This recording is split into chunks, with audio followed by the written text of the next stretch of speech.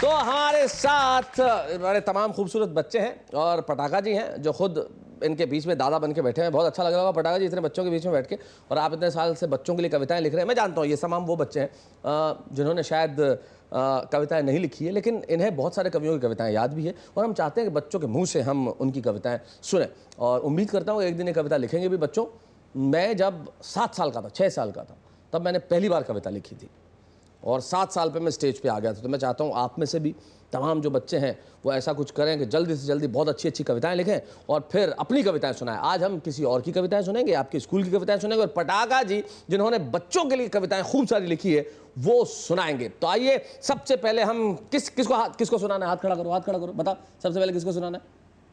बाकियों ने हाथ खड़ा क्यों नहीं खड़ा किया भाई? गुरबानी ने किया, सर महक ने भी किया, बाकियों को नहीं सुनाना। अब धीरे धीरे धीरे धीरे ऐसा क्यों हो रहा है भाई? धीरे धीरे हाथ क्यों खड़ा कर रहे हो? बताओ, सबको सुनाना है? हाँ पटाखा जी, मैं यही इंतजार कर रहा था कि आपका हाथ कहाँ गया। चलिए हम पटाखा जी सुनने के लिए सबसे पहले 2 प्यारी प्यारी बच्चियां जो यहाँ है, जिसका नाम है ख्यातिका और आयुष्का, हम चाहते हैं कि दोनों बच्चियां यहाँ आएंगी और दोनों मिलके युगल काव्य पाठ करेंगी। ये भी इस कार्यक्रम में हम पहली बार कर रहे हैं इस बच्चों के एपिसोड में। तो जरा जोरदार तालियां ख्यातिका के लिए और आयुष्का के लिए।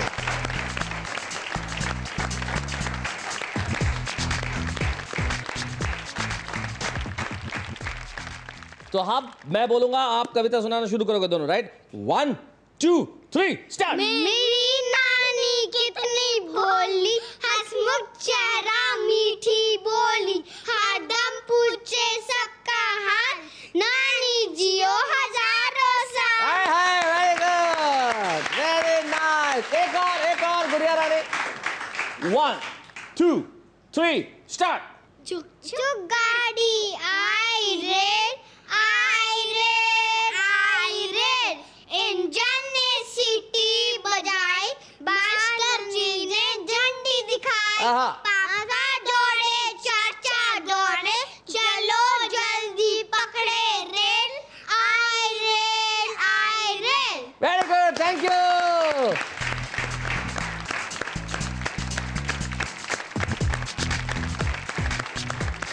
तो ये जो बच्चों की रेल है भाई आज चलती रहेगी, जिसका इंजन बन के प्रेम किशोर पटाखा जी बैठे हुए हैं और मैं यहाँ से झंडी हिला रहा हूँ। तो अब मैं एक बच्चे को और बुलाऊंगा, उसके बाद काफी सारे बच्चे जो यहाँ आने वाले हैं। मैं चाहता हूँ कि आकांक्षा यहाँ आए और हमारे संस्कृत के कुछ श्लोक सुनाए। नहीं सुनाओगी तुम? तो कौन सुनाएगा श्लोक? वो सुनाएगी, तुम नहीं सुनाओगी?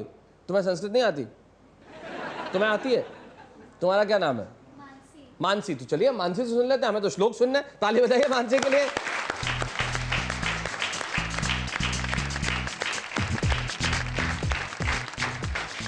या कुंदे ऋतुषारहार प्रभणा, या शुभ्र वस्त्रांगिता, या वीरावर दंड मंडित करार, या शेष पद्मासना, या ब्रह्मा तुत शंकरं प्रबुदे देवै सदा वंदिता, सामाकारतु सरस्वती भगवती, निशेष जाड्यापहा, या देवी सर्वभूतेषु विद्यारूपेण संस्कृता, नमस्तस्यै नमस्तस्यै नमस्तस्यै नमो नमः, वक्रतुंड महाकाय सूर्यकोटि समप्रभ, निर्विघ्नं कुरु मे देवो सर्वकार्येषु सर्वदा। वेरी गुड, बहुत अच्छे।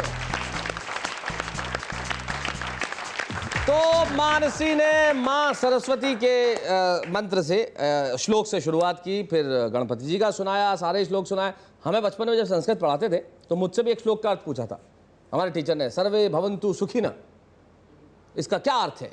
मैंने कहा एक सर्वे किया गया कि इस भवन में जो भी रह रहे हैं वो सुखी नहीं है, लेकिन इस भवन में जो भी है वो इस वक्त बड़े सुखी हैं, क्योंकि हम सुन रहे हैं बच्चों के मुंह से कविताएं। निश्चित तौर पे इन बच्चों के पास शायद वो शब्दों का श्रृंगार न हो, शायद वैसा उच्चारण न हो, लेकिन इनके पास एक सच्चाई है और वही सबसे बड़ी चीज़ है। इनके मन में कोई छल नहीं है, कोई कपट नहीं है, कोई ईर्ष्या नहीं है, कोई द्वेष नहीं है, कोई किसी से आगे बढ़ने की अनचाही दौड़ नहीं है। और आपसे भी यही कहना चाहता हूँ, जो माँ बाप यहाँ बैठे हैं, बच्चों को सुनते वक्त मेरे दिमाग में यही आया, बच्चों पे परफॉर्मेंस प्रेशर मत डालिए, उन्हें अपना स्टेटस सिंबल मत बनाइए, उन्हें बच्चा रहने दिया जाए। तब मेरी एक कविता की एक पंक्ति मुझे याद आ गई कि इस ज़माने में कुछ तो अच्छा रहने दिया जाए, बस इन बच्चों को सिर्फ बच्चा रहने दिया जाए। तो आइए हम इस महफिल को आगे बढ़ाएंगे। आगे अभी बहुत बच्चे आएंगे और एक जो सबसे बड़े बच्चे हैं पटाखा जी, वो भी आके सुनाएंगे, लेकिन तब तक आप कहते रहिए बहुत खूब।